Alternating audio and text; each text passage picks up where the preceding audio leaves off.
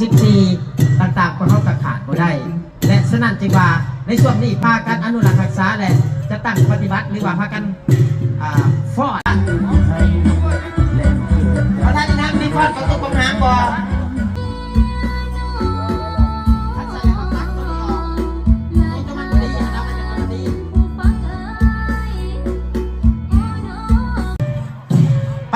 ไปอีกเด้อให้วัดแถวหอดพุทธแหละ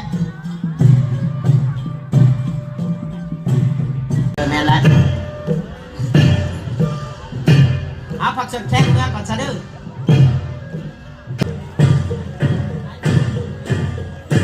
เพิ่นบริกินเวลาเฮายังอีหลายดอกแสดงไปปกติของเพิ่น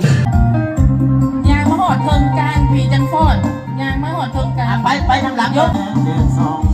เหลืองเป็นสีทองของคุณเด้อเขาจะดีแล้ว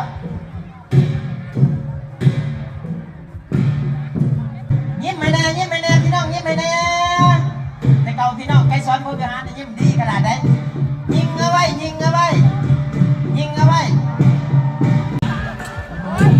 หันหน้ามาทางด่าประธานเด้อหันหน้ามาทางด่าประธานแหน่หน้ามาแน่ฟ้อนยิ้มเจ้าประธานแหน่